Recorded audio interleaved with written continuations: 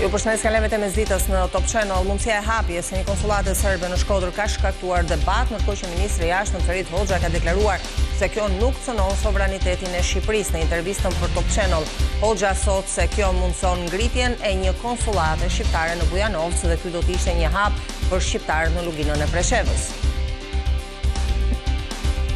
Kryeministri Edi Rama është intervistuar brenda zyrave të NATO-s nga tiktokeri i njohur Ukrainas, ku është pyetur për kërcënimin më të madh të Shqipërisë. Janë vetë shqiptarët, tha Rama, teksa zbuloi edhe raportet me disa prej liderëve botror, duke veçuar homologin italiane Giorgia Meloni. Njëri në Vlorë përplasi mbrëmjen e të shtunës një vajzë mbi vijat e bardha duke mos respektuar semaforin e më kuq dhe më pas u largua. E reja përfundon në spital me plagë të rënda, por jashtë rrezikut për jetën, ndërkohë që shoferi u vedorzua një orë më vonë. Donald Trump njoftoi se ka ndalur sulmet mbi Iran me kushtin që të arrihet një marrëveshje sa më shpejt, por media ndërkombëtare zbulojnë se shefi i Shtëpisë së Bardhë mori vendimin pas telefonatës nga princi i Arabisë Saudite, i cili ishte i shqetësuar për një përshkallëzim të mundshëm të situatës.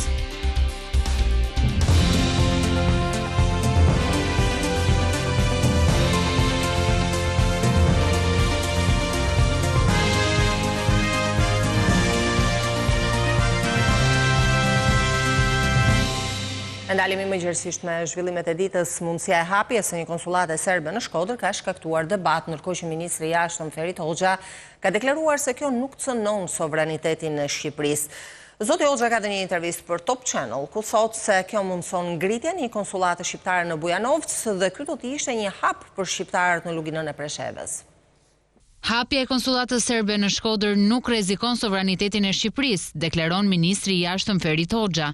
Pas debatit për dakordsinë mes dy palëve Serbi-Shqipëri, ministri flet në një intervistë për Top Channel pa u tërhequr nga kjo iniciativë diplomatike.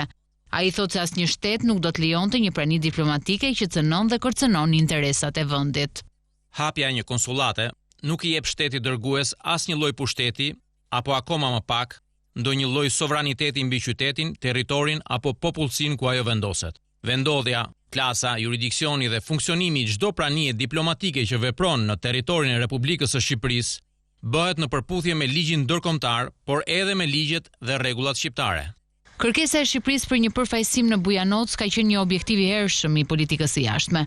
Për ministrin Hoxha, ky angazhim me Serbinë nuk ndryshon kurse si qëndrimin dhe mbështetjen ndaj Kosovës. Angazhimi diplomatik me Serbinë nuk nënkupton asnjë mënyrë dhe në asnjë rrethant pandjeshmëri ndaj Kosovës, aq më pak relativizim të politikës së Beogradit ndaj saj. Qëndrimi i Shqipërisë për pavarësinë, sovranitetin, integritetin territorial, mëvetësinë dhe zhvillimin, si dhe perspektivën euroatlantike të Kosovës dhe mbështetjen e pakursyer të shtetit shqiptar, ka qenë dhe mbetet i qartë, i qëndrueshëm dhe i pandryshueshëm. Kjo dakordsi do të arrinte që shteti të ishte më afër shqiptarëve jashtë kufive, deklaron ministri, duke vlerësuar me rëndësi në këtë debat pyetjen se çfarë përfiton Shqipëria me një konsullat në luginën e Preshevës. Debati sipas ministrit të jashtëm është zhvilluar në mënyrë absurde në emër të interesave të supozuara të Serbisë, sesa të interesave konkrete të shqiptarëve. Kushdo që pretendon se Shqipëria duhet ta hap konsullatën e saj, por pa pranuar që Serbia të ketë të njëjtën mundësi në Shqipëri, nuk propozon një zgjidhje reale dhe flet në hava. Një qasje e tillë mund të tingëllojë patriotike në rrjetet sociale, por nuk prodhon asnjë rezultat konkret për shqiptarët e luginës. Në rastin më të mirë, ajo dëshmon një mosnjohje të thellë të mënyrës se si funksionojnë diplomacia dhe marrëdhëniet ndërmjet shteteve. Në rastin më të keq, ajo është një përpjekje e vetëdijshme për të penguar një objektiv që i shërben drejt për drejt interesit kombëtar. Reciprociteti, thot ministri Hoxha, është një parim themelor në diplomaci, por nuk nënkupton barazi automatike. Ky është Top Channel. Kryeministri Edi Rama është intervistuar brenda zyrave të NATO-s nga një tiktoker i njohur Ukrainas, i cili e ka pyetur kryeministrin shqiptar se cilin sheh si kërcënimin më të madh të Shqipërisë. Janë vetë shqiptarët, tha Rama, i cili ka zbuluar edhe raportet me disa prej liderëve botror, duke veçuar homologin italiane Giorgia Meloni. Prime Minister of Albania should be in this room. Kryeministri Edi Rama ka dhënë një intervistë të veçantë dhe ndryshe nga ato të formatit politik. Nga zyrat e NATO-s, kreu i qeverisë shqiptare është vënë përballë pyetjeve të tiktokerit të njohur ukrainas, Max Klimenko, një sipërmarrës me bazë në Londër. Mes vlerësimeve për flamurin shqiptar, kryeministri vihet edhe përballë pyetjeve me peshë e rëndësi për vendin, ku ukrainasi i njohur e pyet se cili është kërcënimi më i madh për Shqipërinë. Kërcënimi më i madh për Shqipërinë janë shqiptarët, në kuptimin që duhet të jemi të vetëdijshëm se kemi shumë punë për të bërë dhe duhet vazhdojmë në drejtimin drejt Bashkimin Evropian. Dhe sapo do të jemi brenda Bashkimit Evropian, do të jemi të sigurt dhe nga vetja jonë. Me cilin lider botror ka marrëdhënie më të mira dhe më sfiduese. Kryeministri Edi Rama ka një emër për secilin rast. Ka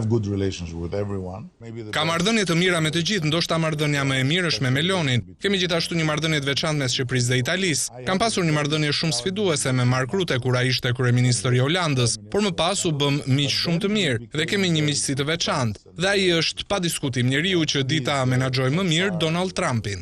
Një intervistë e shkurtër dhe e shpejtë për vështirësitë e punës si kryeministër, për profesionet që Rama ka pasur në jetën e tij dhe që mbyllet me kërkesën e tiktokerit të njohur për një këshill për të rinjt. Dëgjoj, kur isha fëmijë isha gjithmonë shumë në siklet kur duhet merrja këshilla dhe kur u bëra i ri premtova vete se sapo të bëhesha i rritur, nuk do t'u jepja kur këshilla të rinjve, nuk është ide e mirë. Max Klimenko u bë i njohur në platformat sociale TikTok dhe YouTube, ku përpiqej të zbulonte profesionet e njerëzve në rrugë brenda 2 minutash. Ai është përfshirë në listën Forbes 30 Under 30 Europe 2024 dhe në vitin 2025 fitoi çmimin Creator of the Year në TikTok UK. Përveç videove për karrierën, ai flet edhe për biznesin, ekonominë, markat dhe çështjet globale.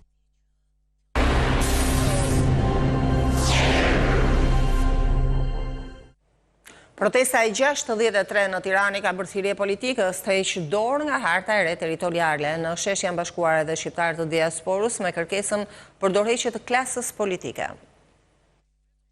Kërkesa e protestës kombëtare në Tiranë ishte e njëjta, si 62 ditët e mëparshme, dorëheqja e kryeministrit Edi Rama dhe gjithë klasës politike.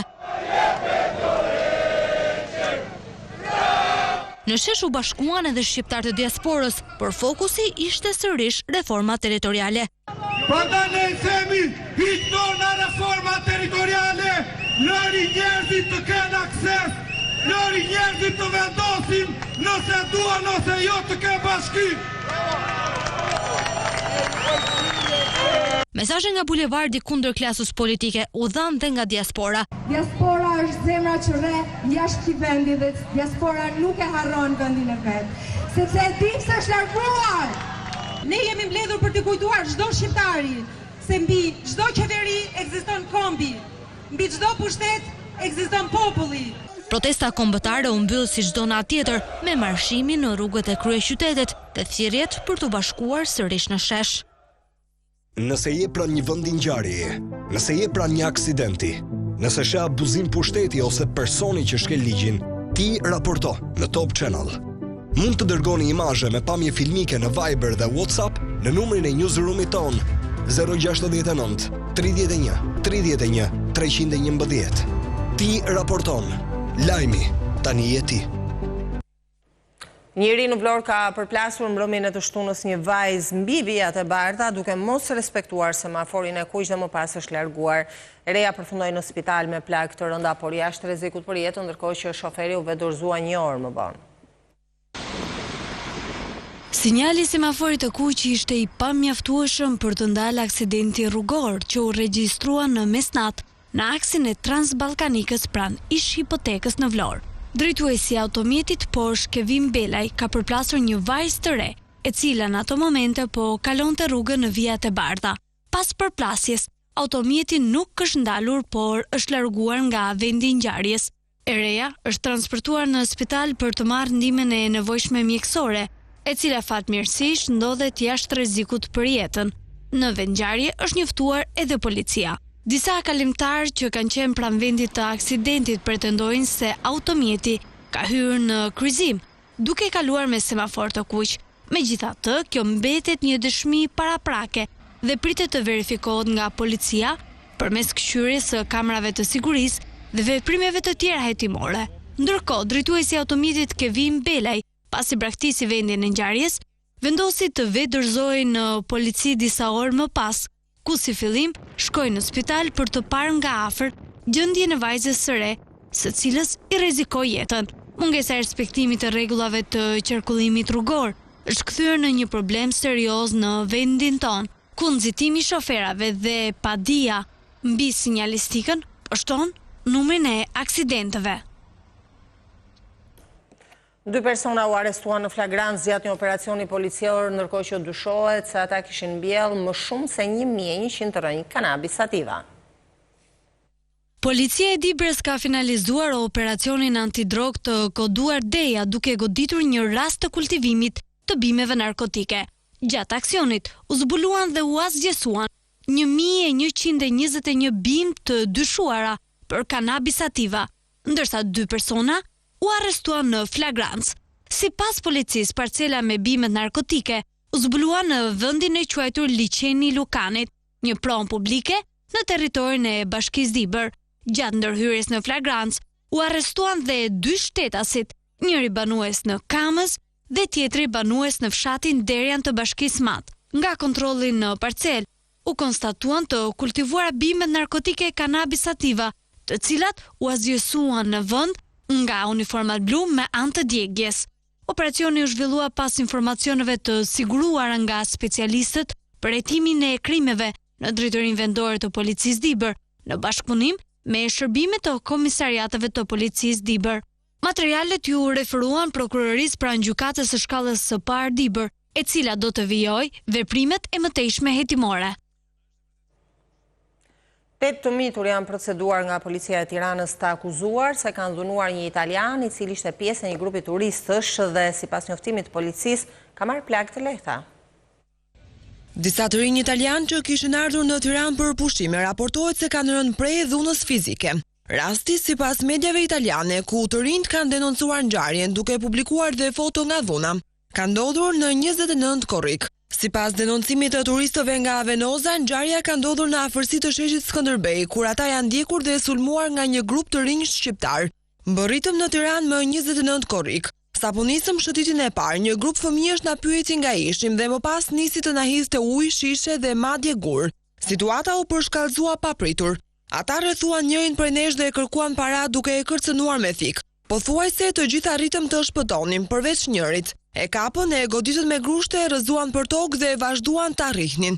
Menduam që shokun ton të plagosur ta çonim në spitalin në Venoza. Kështu që në orën 6 të mëngjesit më 30 korrik hipëm në fluturimin e parë dhe u kthyem në shtëpi. Ka rrëfyer njëri prej tyre për mediat italiane. Për ngjarjen reagoi më pas policia e Tiranës, sipas të cilës rasti është trajtuar menjëherë për veprën penale plagosje lehtë me dashje. Policia sqaron se i dëmtuar ka mbetur një turist që sipas bluve nuk ka pranuar të bëjë kallëzim në lidhje me konfliktin dhe personat që e kishin dëmtuar. Sipas pamjeve filmike, thot policia, ka rezultuar se shtetasi italian është përfshirë në një konflikt me një grup të miturish në pjesën e pasme të Pallatit të Kulturës. Policia njofton se ka identifikuar dhe vënë në hetim 8 të mitur të moshave 13 deri në 15 vjeç, që dyshohet se kanë qenë të përfshirë në përplasjen fizike, ndërsa hetimet vijojnë për identifikimin e personave të tjerë të dyshuar. Në Vlorë është përgjysmuar numri i zjarreve krahasuar me të njëjtën periudhë të vitit kaluar, por autoritetet vendore dhe zjarrfiksit kanë shtuar masat e gatishmërisë në kuadër edhe të sezonit turistik. Temperaturat e larta që pritet të përfshijnë vendin gjatë ditëve në vijim kanë rritur nivelin e gatishmërisë së strukturave të emergjencave civile në qarkun e Vlorës, një nga zonat me riskun më të lartë për zjarre në vend. Sipas parashikimeve të Agjencisë Kombëtare të Mbrojtjes Civile, deri më 4 gusht pritet rritje e mëtejshme e temperaturave, ndërsa terreni i thyer dhe sipërfaqet e gjëra pyjore e bëjnë qarkun e Vlorës veçanërisht të ekspozuar ndaj zjarreve. Në zbatim të këtyre detyrave të vëna në AKMC-ja janë kryer kontakte të vazhdueshme me bashkitë, janë kryer kontakte të vazhdueshme me drejtoritë e mbrojtjes civile pranë bashkive, gjithashtu dhe me strukturat e mbrojtjes nga zjarri dhe shpëtimi. Kjo për arsye se duhet të jetë në gatishmëri të plot mjetet, efektivët dhe strukturat operacionale, këtu futim jo vetëm strukturat e mbrojtjes nga zjarri, po dhe drejtorinë e pyjeve, kullotave, kapacitetet që kanë deklaruar bashkit dhe kapacitetet mbështetëse që vinë në mbështetje të situatave të këtilla. Ndërkohë, gjatë këtij sezoni, janë zhvilluar edhe fushata sensibilizuese në zonat me risk më të lartë, ku përfshihen Bashkia e Selenicës, Delvina, Finiqi, Konispoli dhe zonat malore të Himarës. Krahasuar me të njëjtën periudhë të vitit 2025, numri i zjarreve gjatë këtij viti ka shënuar një ulje prej rreth 50 deri në 60%. Sipas autoriteteve, të gjitha rastet janë përballuar nga kapacitetet e bashkive ose me mbështetjen e bashkive fqinje. Vetëm në 2 raste është kërkuar ndërhyrje nga ajri për zjarret në zonën e Shallegarit në Vlorë dhe gjirin e Hartës në Ksamil, ndërsa forcat e armatosura janë angazhuar vetëm një herë gjatë operacionit për shuarjen e zjarrit në parkun kombëtar të Llogaras. Autoritetet u bëjnë thirrje qytetarëve të shmangin ndezje zjarri në ambiente të hapura, pasi temperaturat e larta dhe era mund të favorizojnë përhapjen e flakëve brenda pak minutash. Sipas tyre, parandalimi mbetet mënyra më efektive për të shmangur situata të rënda, si ato me të cilat po përballen aktualisht disa vende të rajonit. Edhe në Lezhë, frika nga zjarret i bën në lëvizje emergjenca civile për të shtuar masat, ndërkohë që është bërë thirrje banorëve të denonsojnë çdo rast kur zjarrvënia është e qëllimt. Temperaturat e larta dhe mungesa e rreshjeve vijojnë të mbajnë qarkun e Lezhës në vëmendje përsa i përket rrezikut të zjarreve, ndonëse sipas vlerësimit më të fundit, niveli i rrezikut është i moderuar. Të dhënat e Institutit të Gjeoshkencave, të përcjella përmes Qendrës Kombëtare Operacionale të Mbrojtjes Civile, e klasifikojnë aktualisht qarkun e Lezhës në zonën me rrezik të moderuar. Megjithatë, autoritetet theksojnë se periudha e gjatë e thatësirës dhe mungesa e rreshjeve mbajnë ende të pranishëm rrezikun e shpërthimit të vatrave të zjarrit. Ky raport që vjen nga Instituti i Gjeoshkencave ndërmjet AKMC-s, Qendrës Operacionale të Mbrojtjes Civile, ne jo përcjellim çdo ditë në momentin që vjen ne jo përcjellim bashkive. Normalisht ata e bashkit, normalisht edhe prefektura janë hartuar planet e emergjencave civile për reagimet në kohë, për të kapë në kohë çdo situatë për të minimizuar në maksimum rrezikun. Përballë kësaj situate, bashkitë e qarkut dhe prefektura e Lezhës kanë aktivizuar planet e mbrojtjes civile me qëllim ndërhyrjen e shpejtë në çdo rast dhe kufizimin e dëmeve. Rreziku mbetet i lartë për sa i përket të zjarreve, duke qenë se edhe periudha e thatësirës që po jetojmë ka vazhduar një periudhë mbajgje gjatë pa rreshje.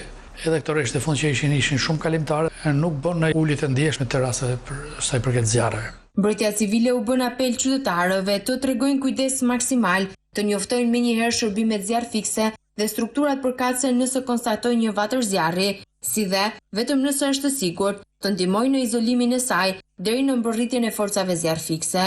Po ashtu, qytetarët ftohet të marrin masa për mbrojtjen e pronave dhe mjedisit, duke shmangur çdo veprim që mund të shkaktojë zjarr në këtë periudhë.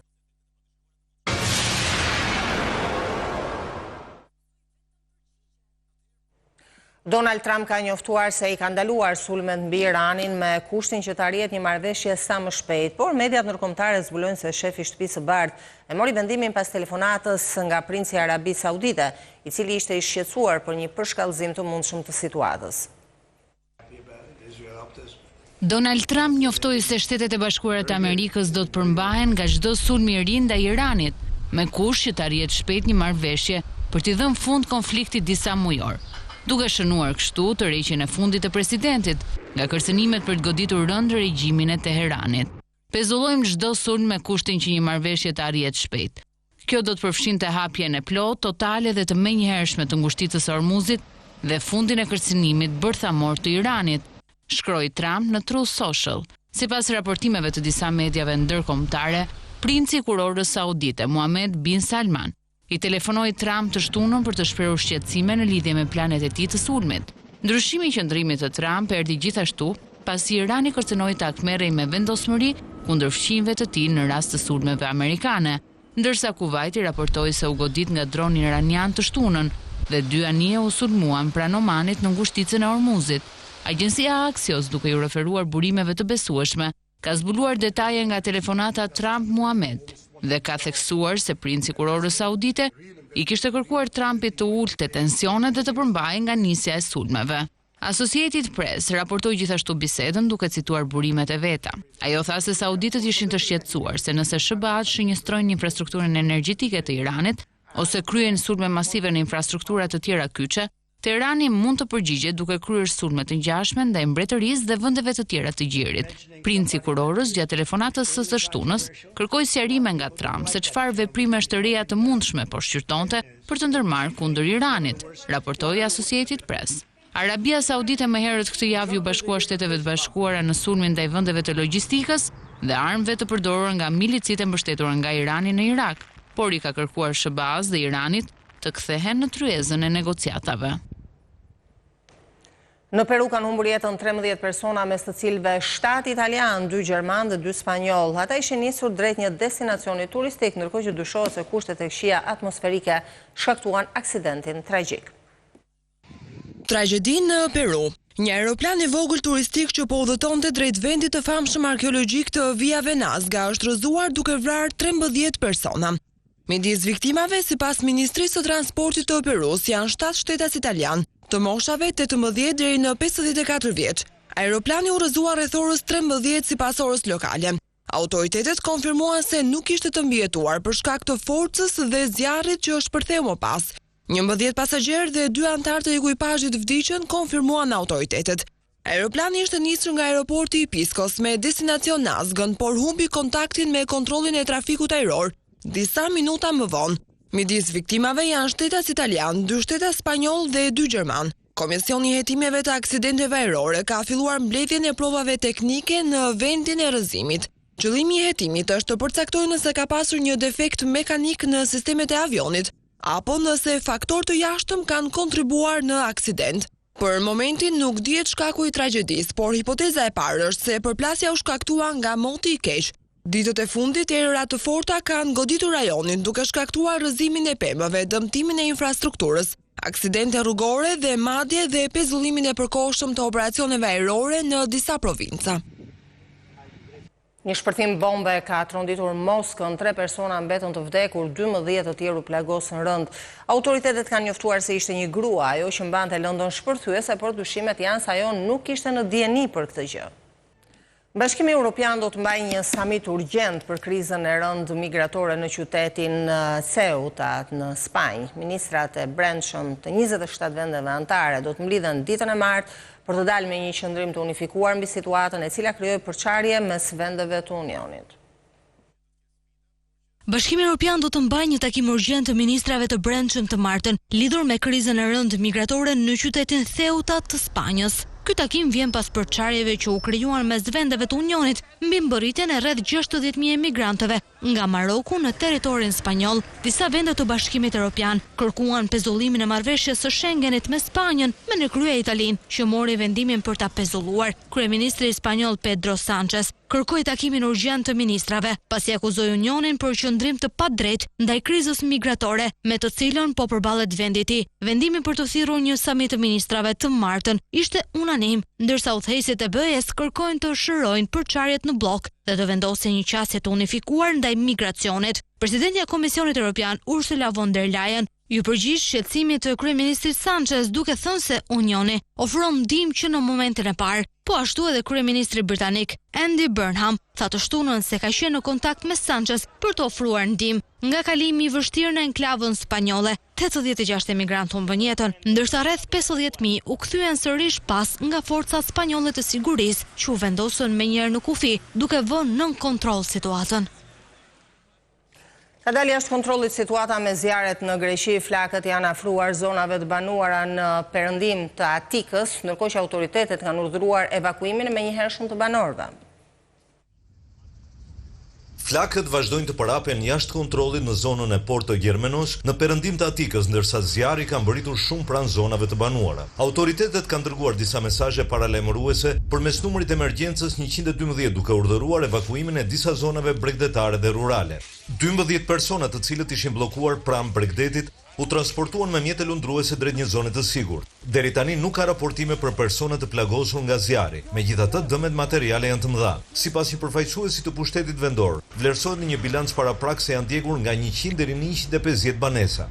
Në operacion marrin pjesë rreth 500 zjarfikës, ekipe të specializuara pyjore, vullnetar dhe mbi 130 automjete. Në terren ndodhen gjithashtu zjarfikës nga Franca dhe Rumania, në kuadër të mekanizmit evropian të mbështetjes. Për ndërhyrjen nga ajri janë mobilizuar 19 avion dhe 11 helikopter, po erërat e forta që arritën deri në 7 ball kanë penguar fluturime dhe hedhjen e ujit.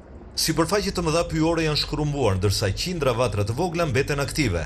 Autoritetet paralajmërojnë se ato mund të shkaktojnë përhapje të reja gjatë natës. Greqia është përballur gjatë kësaj jave me 10 zjarre. Vetëm në Kret, sipas të dhënave satelitore, janë ndjekur rreth 45.000 dynym tokë. Për shkak të rrezikut shumë të lartë, Atika, Viotia dhe Evja janë vendosur për të dielur në gjendje alarmi të kuq. Autoritetet u bëjnë thirrje qytetarëve të ndjekin pas një vonesë udhëzimet dhe mesazhet e emergjencës. Për Top Channel, Selanik, Aleksandr Marku. Artizani Haki Xhaja nga Elbasani vijon të mbajë gjallë traditën e gdhendjes së drurit. Gjatë verës ai ekspozon punimet e tij në Drilon, duke ofruar turistëve produkte artizanale dhe një pjesë të trashëgimisë shqiptare. Haki Xhaja është një nga të paktët mjeshtra të mbetur në Elbasan që mban gjallë artin e vjetër të gdhendjes së drurit. Stina e verës e gjen larg punishtes, pranë njerëzve, në rrugicat e Drilonit e në pikat të tjera turistike. Hakiu u ofron pushuesve jo thjesht punime druri, por një copës tradite dhe mjeshtërie shqiptare. Që në moshën 13 vjeçare, kur prekja e parë me drurin i ndezi pasionin e një jete, ai është ndroi këtë zanat, jo vetëm në profesion, por në mënyrën e tij të jetesës. Sot, ndonë se ka mbushur moshën e pensionit, duart e tij nuk pushojnë, me të njëjtin përkushtim si ditën e parë. Ai punon plot 8 orë në ditë në fshatin e tij të lindjes Mliz, e më pas udhëton drejt qyteteve të ndryshme. Nga duart e tij të arta dalin luk, garusht, pirunje e të ndryshme kuzhine. Sektori i tij i preferuar ku druri merr formë me shpirt. Me gjithë ti me shoqe, punojmë aty ke shtëpia, jetojmë shumë mirë, e dashuroj shumë drurin, shumë. Punojmë gjithçka. Unë do punoj derisa të punoj kam me dora, nuk jam duke lanë. I vendosur të punoj derisa të ketë forcë, ai e quan profesionin e tij një dashuri të pashuar, sepse edhe pse rruga e emigracionit e shkëputi për pak kohë nga kjo punë, thirrja e drurit ishte më e fortë, duke e kthyer sërish te zanati vetëm që i jep shpirt çdo ditë të tij.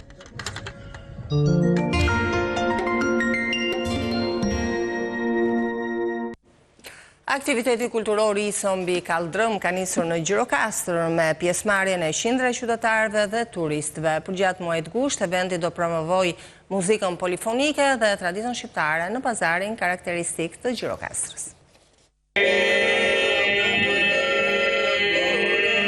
Kaldrëmet e Gjirokastrës u mbushën me tingujt e muzikës tradicionale në mbrëmjen që shënoi nisjen e aktivitetit kulturor i Sombi Kaldrëm. Qindra qytetarë dhe turist u bën pjesë e atmosferës festive, duke ndjekur nga afër koncertin e parë të këtij eventi që do të zgjasë gjatë gjithë muajit gusht. Grupi Nektar hapi siparin e mbrëmjeve artistike me interpretimin e këngëve të traditës, duke sjellë emocione dhe duke promovuar vlerat e trashëgimisë shpirtërore shqiptare në zemër të qytetit muze. Polifonia ka vendin më të shenjtë këtu në kaldrëmet e pazarit e Gjirokastrës, sepse polifonia është një aset i madh shpirtëror i kombit tonë shqiptar që përcjell historinë, përcjell gjuhën, përcjell gjithë vlerat shpirtërore që kemi neve në shekuj. Është e mrekullueshme, muzika, atmosfera dhe njerëzit janë fantastik. Më pëlqen shumë energjia që përcjell ky festival. Do të dëgjojmë edhe këngën polifonike dhe muzikë tradicionale, të cilat janë shumë të bukura dhe plot jetë. I think the city is most amazing. Gjirokastër është një qytet shumë i bukur dhe me histori të pasur. Njerëzit këtu janë shumë mikpritës dhe kjo më kujton traditat e vendit tim Kurdistanit. Edhe ne kemi muzikë dhe këngë tradicionale që ngjajmë ato shqiptare. Atmosfera është e mrekullueshme, i ftoj të gjithë të vizitojnë Shqipërinë sepse njerëzit janë shumë të dashur. Përgjatë gjithë muajit, i Sombi Kaldrëm do të sjellë në pazarin karakteristik grupe polifonike dhe artistë nga treva të ndryshme, duke kthyer Gjirokastrën në një skenë të hapur, ku muzika, polifonia, historia dhe turizmi ndërthuren në një festë të përbashkët.